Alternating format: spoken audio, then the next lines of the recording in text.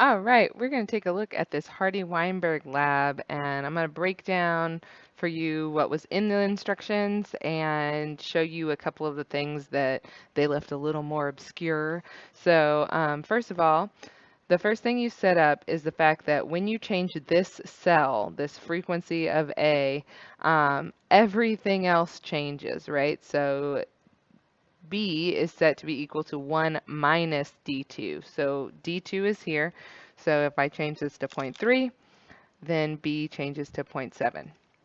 And if I change it to 0.1, you should see a lot of things switch to being B's because now I'm saying, well, the frequency of B should be 0.9. So I'm going to change it back to 50-50. So how did we do this? Well, this was what your lab manual instructed you to do. And I'm going to zoom in some. So you use this if function. So if a random number is less than or equal to the cell D2, right there, the 0.5, then put an A. So an if function gives a true value, then a false value. So if it's not, then it's B. So instead of setting up something comparing A to B, they're just saying if it's not A, then it's B. This uses the same function. Now, why did we put that $ in front of the 2? Well, it's so that when we highlight and click and drag that formula down, it continues to reference 2. We're not changing where we are from left to right horizontally. We're changing vertically. And so normally when you click and drag and you change the vertical location, it changes the vertical reference, the number. So watch what happens. If I take this away, if it's just D2, well, that one stays correct, but when I click and drag, this becomes D3 and D4. I don't want it to reference places where there's nothing or places where there's that number. So I put the $ in place and it stays the same. So technically, if I had put a $ in front of the D, I could have clicked and dragged over to this cell as well, because remember you had to enter it twice, because if you click and drag, it'll change to E2. So that's E2 is always going to be less than, something's always going to be less than nothing, I guess. It's always going to be false. So we want that to be D. Okay, then use my favorite new formula, concatenate, and that just combines whatever you're concatenating. So it's putting B and A together in one cell.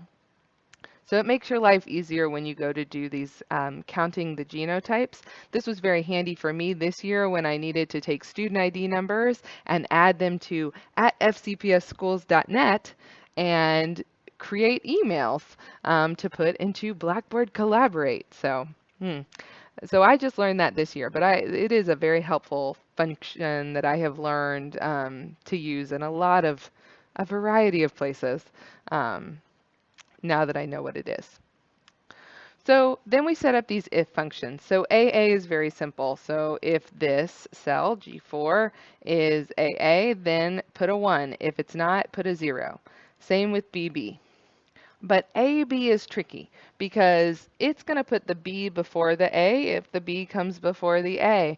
But we still want it to count that as an AB. So you have to give it 2 options. If G4 is AB, yes, that's true, give it a 1. If it's false, then you have a second if statement. If G4 is BA, also give it a 1. Otherwise, put a 0 in there, and then we close all the parentheses, and we can highlight and click and drag that formula down. If I do that, it's going to take my line. Ooh, don't want to do that. So undo. So I would do this. I've already formatted this to look pretty, so you won't have those issues if you're working on an unformatted. So every time I go to a blank square and I hit the delete button, it's going to change my random function and it's going to change my numbers. But again, it's a spreadsheet. I want a spreadsheet to continue to do calculations even when the numbers before are changing. So I need to have all of these formulas reference cells. None of my formulas should have numbers unless that number is always the case. So to count the number of each allele when we have genotypes, well, AA has 2 A alleles, and AB has 1, and BB has 0. So for A allele, I'm going to want equals 2 times whatever this number is plus whatever this number is. Now, order of operations is important here. Check your math. That should indeed be 2 plus 9. So multiplication before addition, 2 times that plus this. All right, and again, every time I hit enter, the numbers change, but allele frequency for the next generation. So you're going to need 19 out of the total and 15 out of the total. So that should be pretty easy to figure out. But again, don't type 19. Do H23 divided by the H23 plus J23. And for you, that might be 24. It might be another number, but now you do the same thing. One more cool trick you can do. You can put a parentheses, or sorry, divided by sum of these numbers. Hit enter. So it's basically J23 divided by the sum, or H23 divided by this plus this gives you the same outcome. All right, so here's where it gets real cool. So this is H25 and J25, and they're the allele frequencies for the next generation.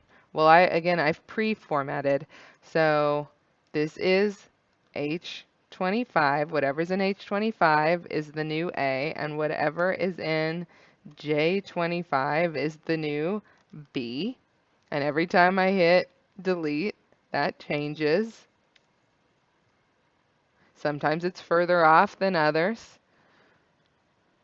But that's the beauty of probability right now. Oh, watch this.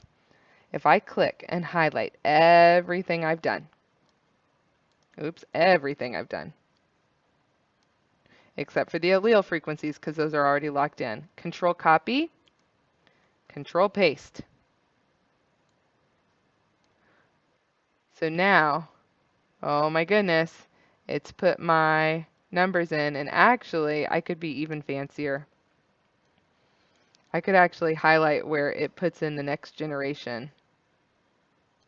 So I'm going to copy. Let's try this. Paste. Oh, it did. And then paste. So it is, wow, look at the difference. In this case, just by random chance, my alleles are almost getting fixed to the point where we're almost all B, and we started with 50-50. Ooh, that's exciting. And I could continue to add columns and add more generations. But just with copy and paste, it's referencing, this is referencing G5, but this is referencing O5 or O6. So it knows as I copy and paste in new places that it needs to reference the corresponding location, not the original. Unless you use those, that's why we didn't put the $ in front of the D. That's a very good reason to not put the $ in front of the D, actually. All right, so I hope that was helpful. So now you can ask questions like, what happens if this population is really, really big or really, really small? After a series of generations, will your allele frequencies change a lot? Will they change a little?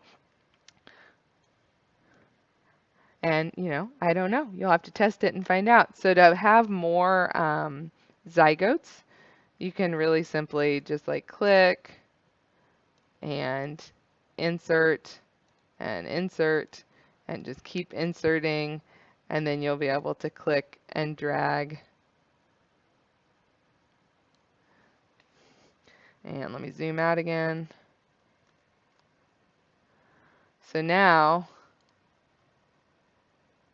if I click and drag, I can see I have 59 individuals instead of 16 or 17, however many I set up. Um, so you could look at what's the difference in change in allele frequency over 5 generations if you have a population of 10 or of 100. Because you can, once you have a spreadsheet set up, you can always right click and duplicate it and, change the numbers. It would have been really easy for me to highlight all the way across and click and drag down. It'll take very little time once you have one good spreadsheet to modify things like your starting frequencies or your number of individuals. So you can ask more questions. So I hope this helps, and I wish you good luck with your model.